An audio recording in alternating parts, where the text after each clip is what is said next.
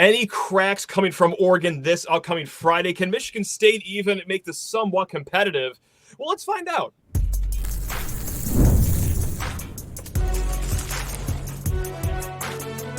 You are Locked On College Crossover, part of the Locked On Podcast Network. Your team every day. I'm here too. Hey, what's up, Spencer? Hey, hi, Matt. Guys, it's Matt Sheehan of Locked On Spartans. Over there, it's our good friend Spencer of Locked On College Football.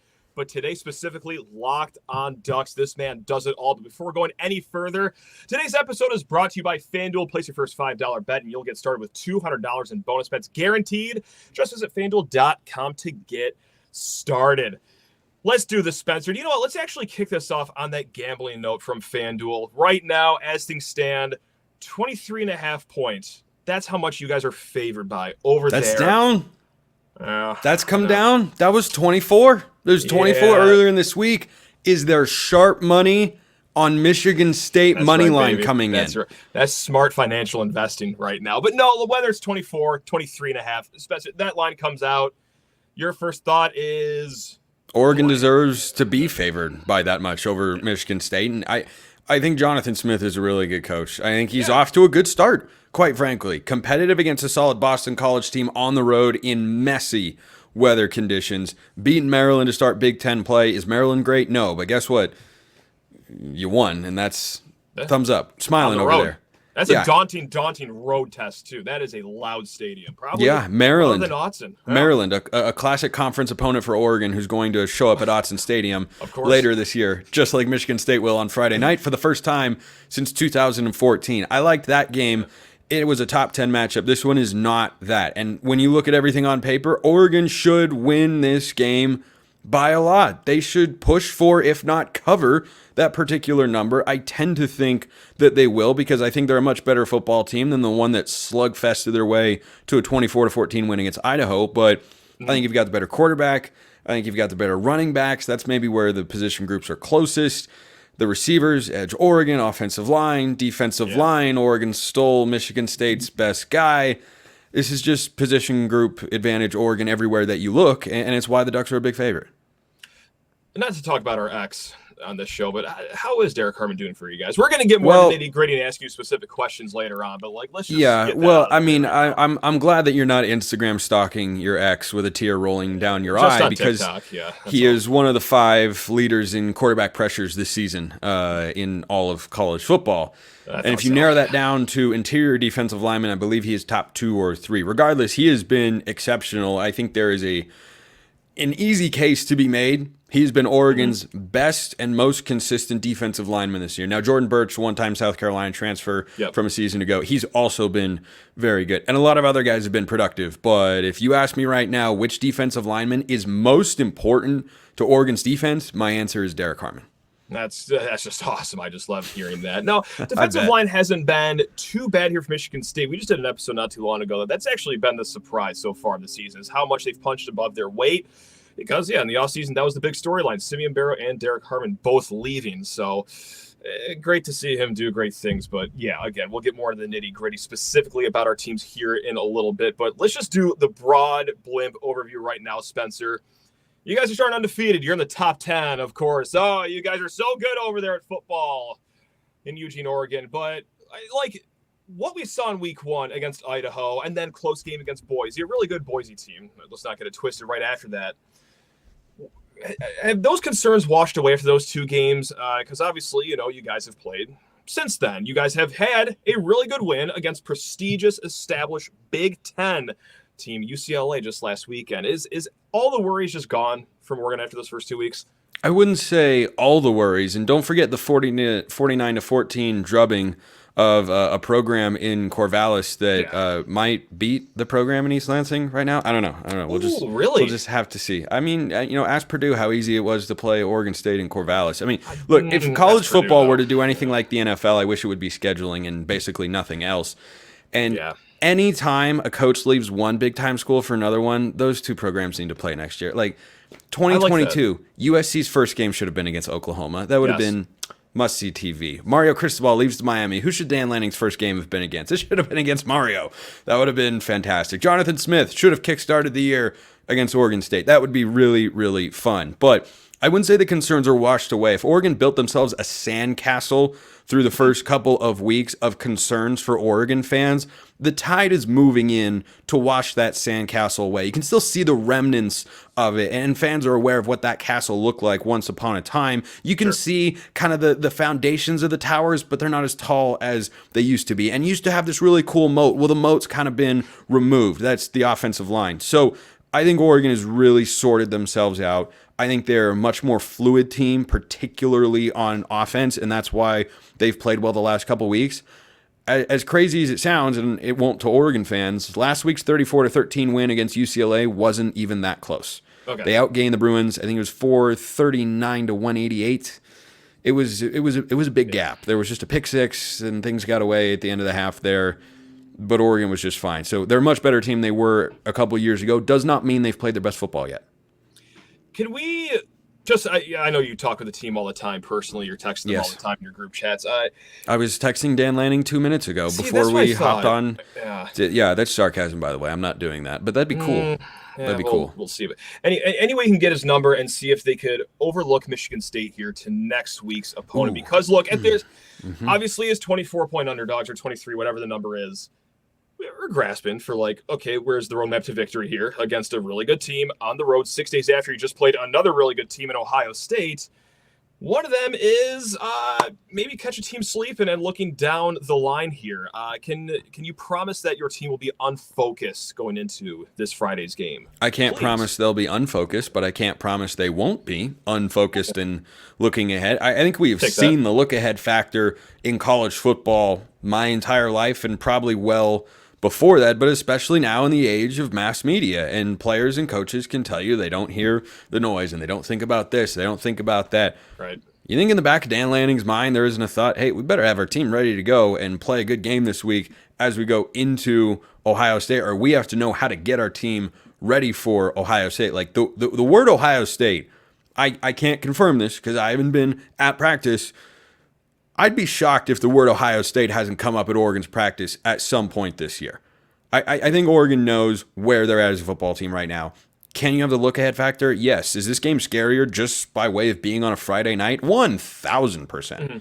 1,000%. You have a really good head coach, Friday night, look ahead. That's a trifecta of ways in which Oregon could not play their best football or not get off to a great start or be a little bit sloppy.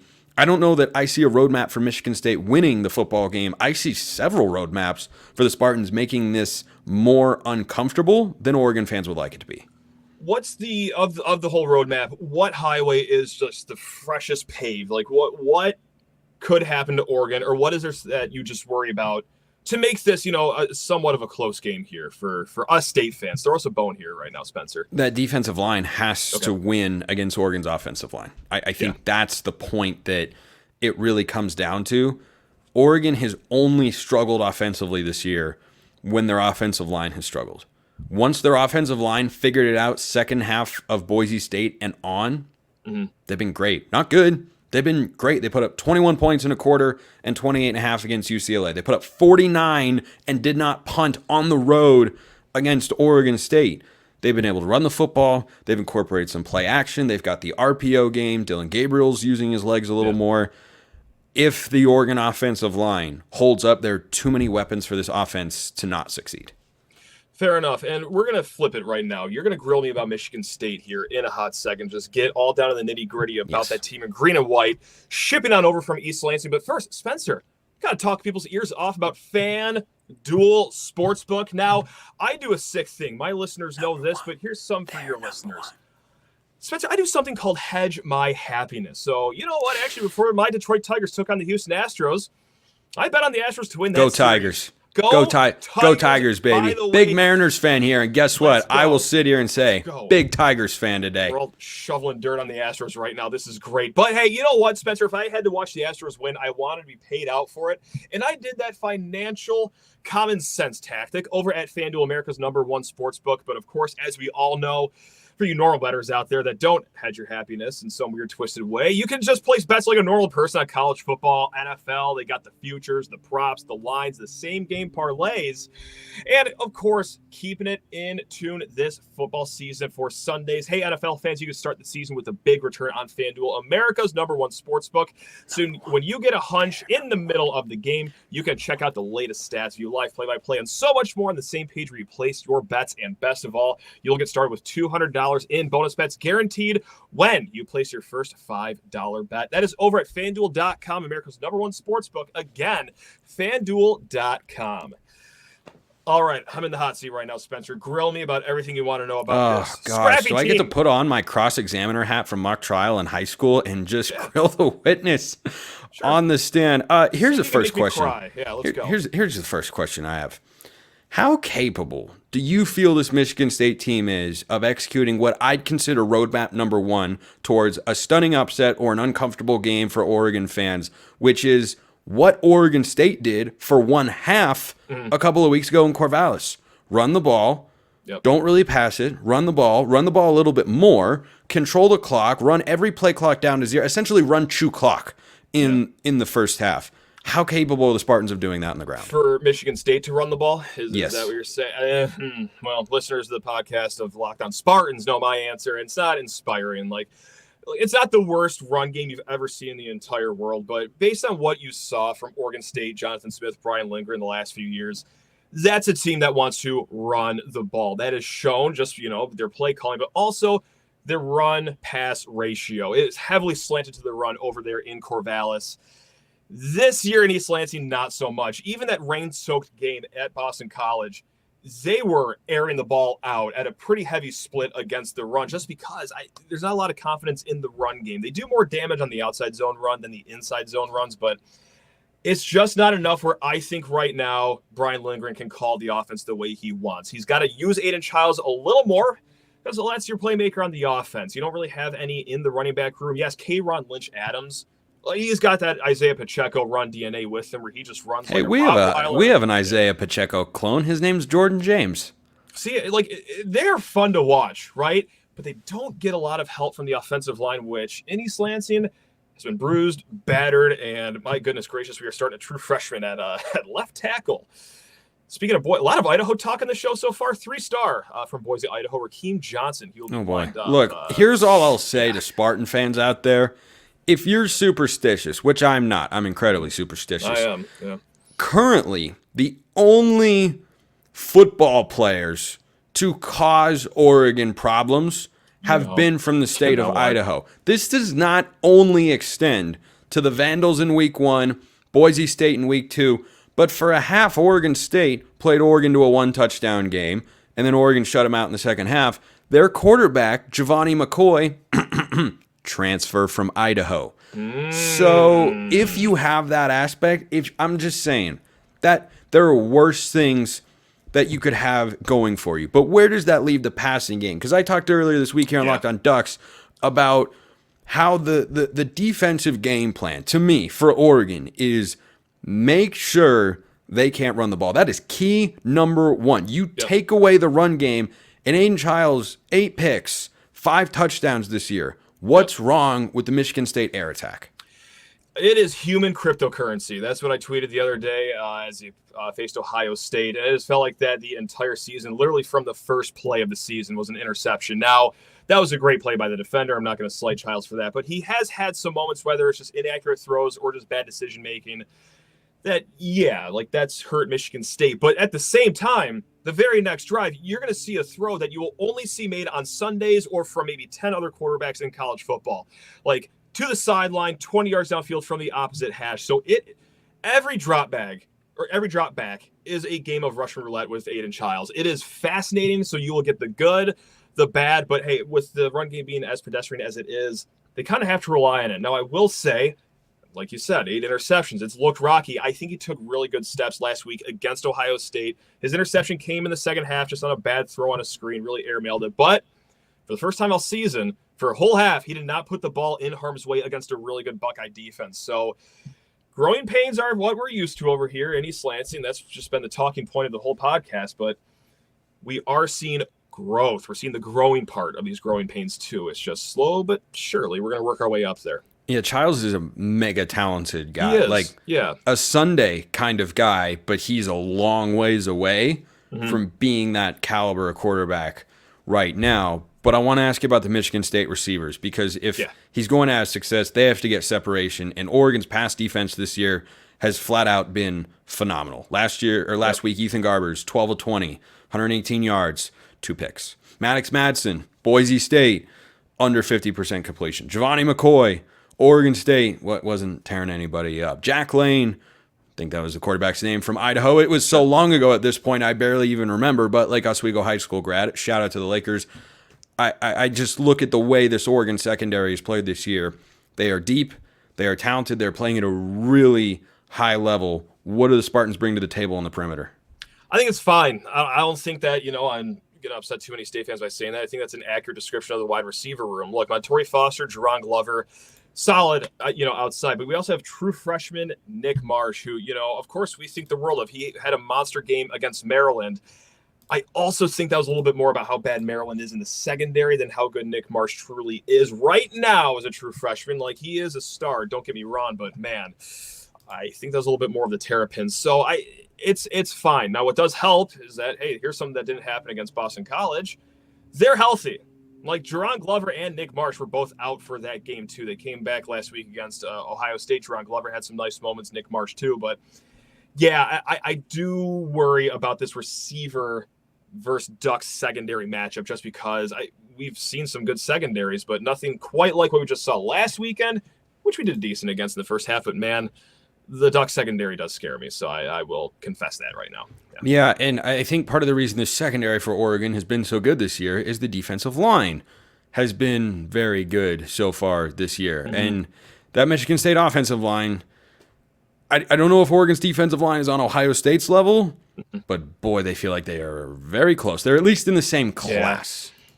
And that's been the storyline of the offseason, is how little offensive line depth we have. But Spencer, that's just depth. Who cares about depth, right? Well, it turns out when you lose your starting guard and then his replacement, both for the rest of the season, then you got to slide your left tackle over to play right guard. And then, hey, it's our good friend Rakeem Johnson from Boise, Idaho, who's a true freshman. He's got to play left tackle, get his first start against JTT and Jack Sawyer of Ohio State. Well, that's the kind of dire straits we're in right now. With all that said, the pass protection has been, I think, pretty good. I'm not calling it outstanding. I'm not calling it world-beating, but it has been pretty good, all things considered. Does it help you have Aiden Childs, who can extend plays with his legs? He's got good pocket presence. Of course, but it could be a lot worse in the pass protection game. The offensive line for the run game, just like we talked about, it leaves a little bit to be desired. They are making more havoc on the outside runs and the inside runs, but it's been a patchwork offensive line even this early in the season before the calendar even flipped to October, Spencer. That's the kind of fun we've been having over here. Yeah, it sounds like a grand old time. And look, Oregon's been there. In my lifetime, it happens. Yeah. It can be rebuilt, and I think Jonathan Smith will do a good job. Might take a year or two or even 3 to get to where they truly want to go. But last grilling question, Your Honor, and then I'll allow the witness a brief recess. When you look at this Michigan State defense, they look better on paper to me than UCLA. I think as a team, Michigan State is better than UCLA. What is the strength of this Spartans defense? It's the guy that wears the hat on the sideline named Joe Rossi. I mean, he is very fluid game by game, even just personnel too. Like, we lost some big key players early in the season, and he's throwing former walk-ons in there and still making it work pretty early in the season. But it's just the secondary has taken such great steps forward from where they've been the last 3 or 4 years.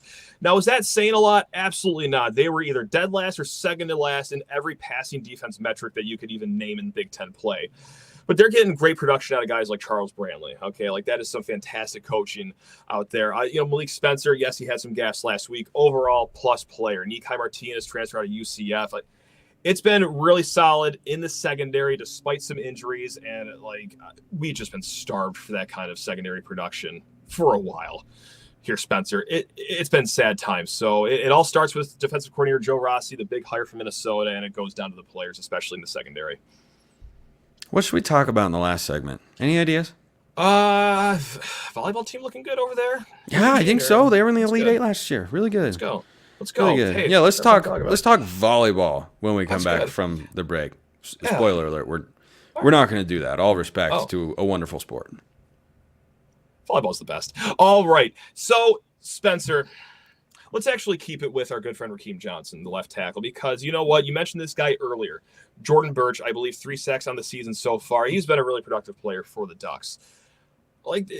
That's who I got to be scared of, right? We did talk about Derek Harmon, of course, but as far as middle offensive linemen, all right, Michigan State fares okay with that. It's Jordan Birch versus a left tackle that's a true freshman. I don't think that's overreach as what I should lose the most sleep on, right? Well, here's the problem. However much sleep you're planning to lose because Birch is going against a true freshman starting in the throes of Autzen Stadium with 60,000 strong screaming at the top of their lungs. Yeah. He's not the only guy that could make him look foolish. Tatum Tuioti, Mateo Uiagalelei, these are true sophomore edge rushers who both had key roles last year as true freshmen, and they look to have taken a step forward. Jaden Moore, as a redshirt freshman, is playing a bigger role than some people thought. I think that Jordan Birch has been as productive as Oregon has needed him to be this year. He single-handedly blew up a UCLA drive last week. That's what he can be. Now, the glimpses of that level of production, that 5-star talent he was coming out of high school all those years ago when he went to South Carolina, it's been fleeting. It has its moments. You know, he takes over a drive. He goes tackle for loss and sack on consecutive plays. And then what do you know? When you're 13 yards behind the sticks, you're not going to convert very often. He can do that. Then he can go away for a little while. But I think what's great about Birch is you can line him up inside, you can line him up outside, and they have got a deep rotation, particularly on the edge of defensive linemen. So remind me of the true freshman's name for Michigan. Johnson. Yep. Yeah, Johnson is going to see Birch. He's going to see Mateo.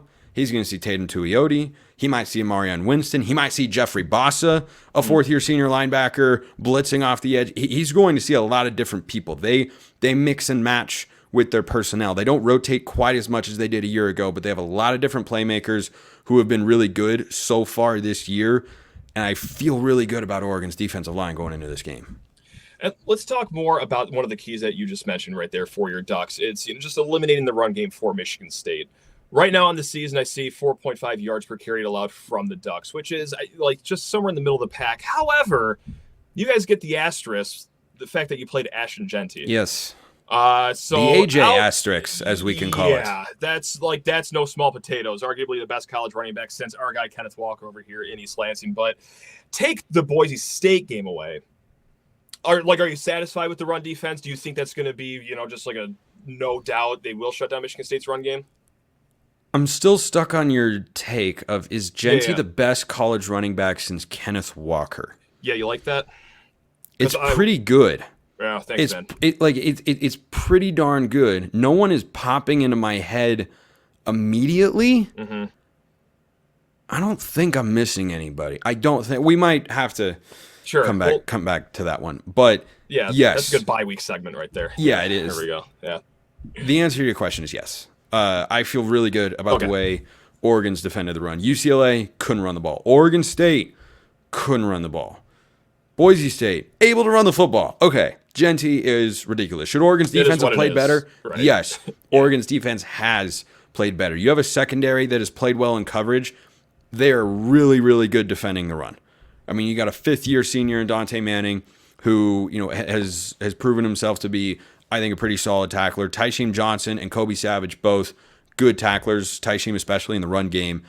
I just like the way this Oregon front six is playing. It's not a front seven because it's a 4-2-5 from Dan Lanning and company. And so you have to have at least one defensive back that can really help you in run support. Tez has been that guy for the last couple of seasons. Brandon Johnson has been phenomenal in coverage and man-to-man situations. Whoever Michigan State wants to put in the slot to run those deep post routes, you're going to see number 3 in yellow this week, or is what color Oregon is going to wear, which isn't surprising. They wore yellow, or did they wear yellow last time they played Michigan State?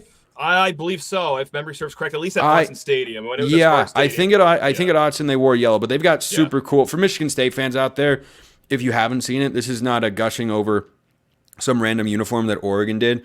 They have their Stomp Out Cancer uniforms this week that were designed with input from Sophia Lanning, coach's wife, and her 3 kids. They all got to show up and work with Nike and be a part of it. It was a really, really cool thing, and they put out a great video about it as well, and it was a really, really neat thing to see. But if Oregon's going to be able to stomp out the Michigan State running game, you like that transition right that's there. Why you're a pro. Yeah, I try. I think that's the recipe for success. I really do. I just don't look at Michigan State, and based on what you've told me, I don't have any confidence in the passing game's ability to be consistent. They'll show flashes. It's a consistent part, right? Yeah, they'll show flashes. They'll have some easy throws where, they run the ball successfully a couple times, and then on 1st and 10, Brian Lindgren whips out the play action. Oregon over pursues. Tight end Jack Valling leads to the backside, and suddenly he's wide open because a linebacker vacated the zone. The corner's dropping off on a receiver who's covering the receiver that is supposed to vacate that particular area. I don't think they can line up on 3rd down and 8, 3rd down and 6, though, the way that Oregon is capable of, and just having a receiver go one-on-one or having your offensive line give you enough time with a quarterback that reads the defense correctly and makes an on-time, on-target throw. I think that's a really, really good formula for Oregon defensively, is stop the run first, and I feel really confident in their ability to do that. I'm glad you brought those jerseys up to the Stomp Out Cancer, because we've already had the red bandana game, Boston College. Michigan State, we've been up some really good causes here. We've been behind the 8 ball here. We've gone against a 9/11 tribute and now a cancer tribute. So great. That's a good look. When you have the other team just with another reason to play inspired football. Yeah, great. It's tough when you're already, probably outmatched on the field. But again, it's college football. Yeah. It's college football. It's a Friday night game. Of course. Everybody's on one less day of rest, though that would tend to favor the home team. In theory. That's where we'll leave that. And we'll end right here on the offense. You guys, just like Michigan State did, you guys went shopping in the portal cycle. You got Dillon Gabriel, and he's got, a 127% completion. I think it's up to 240, actually. Okay, good. Yeah, last time I checked, No, in reality, it's 81.5%, and that's not a made-up number right now. But I noticed, it's not a sky-high amount of explosive plays in the pass game. So should we just be expecting, just quick-hitting throws, just keeping it simple out there, or what's the offense like that we should be expecting on Friday You'll night? see a lot of the quick hitters. You won't see a lack of explosive plays. And that's another one of my keys to the game for the Ducks, is to create explosives, because if you do that, I think that kind of raises the urgency for Michigan State to get off of their script of run the football, control the clock, limit possessions. But for Oregon in the passing game this year, there are plenty of quick hitters. There are plenty of RPOs. It's a big part of the Will Stein offense. They're more than capable of pushing the ball down the field. Whereas 3 years ago with Mario Cristobal in charge, there was just no semblance of a downfield passing game. He has evolved, and it is doing Miami a lot of benefit because of it, because they're actually pushing it down the field. But Mario Cristobal, Anthony Brown 3 years ago, that was an offense that couldn't push it down the field, or didn't push it down the field. Oregon wants to have the quick hitter stuff. That's where they're going to start. But if you then creep up to the line of scrimmage, they have not one, not two, but 3 wide receivers that can beat you over the top. Tez Johnson can do that. Trayshawn Holden can do that. Evan Stewart can do that. They've all caught passes this year of 50 yards or more that have gone for touchdowns. Or Evan Stewart's, I guess he was tackled at the 5-yard line, and he had a 7-yard touchdown or so against Boise State. So the explosive capability is there. You will see Oregon get Gabriel into a rhythm, maybe with a halfback swing or just a quick hitch, which is how Chip Kelly always used to start every game, is he'd start everybody just run a quick 5-yard hitch, and Mario just pitches the ball out. That's how he started every game. And that's kind of what Oregon does. But if you start to get sucked in, they will go over the top. And just like any good talking head show that you're see, anywhere, but especially here in the Locked On Podcast Network, we got to end this thing with a prediction. Otherwise, they'll just take our shows away from us right under our nose. They won't let us. Zach will literally shut down our feeds, lock us out of all the resources we need to upload our shows. Do you want to go first or second? I will go first. I am going to go with Michigan State covering the spread. You'll tell by my score I'm not entirely confident with that, but I'm going to go Michigan State 17, being the second team this season to score more than 14 points on the Ducks. But then, Oregon, I'm going to go with the smooth 35. So that's where I'm going to go with. I think that Oregon if they get off the field quickly defensively, can get over 40 points. I think Michigan State will find a way to run the ball at least a little, or they'll be at least committed to it enough where Oregon might, not have as much time of possession as they otherwise would. Sure. But I love Oregon's defense in this spot. I think they force a couple turnovers and win 38-10.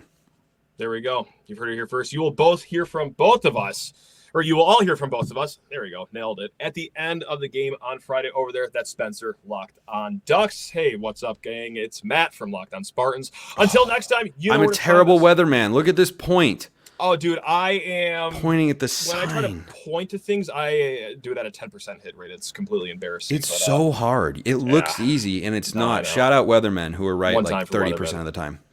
Yeah, whatever. But gang, that's right. Locked On Podcast Network. You know where to find both of us. We both do this every single day of the week, especially Spencer over there. Also, Spencer over there, Locked On College Football. Until next time, what a way to land this plane at the end of the show. Oh yeah, let's somersault that sucker. Take care of yourselves, everyone. We'll just restart this whole show. That's okay. All right, we'll see you guys. Good.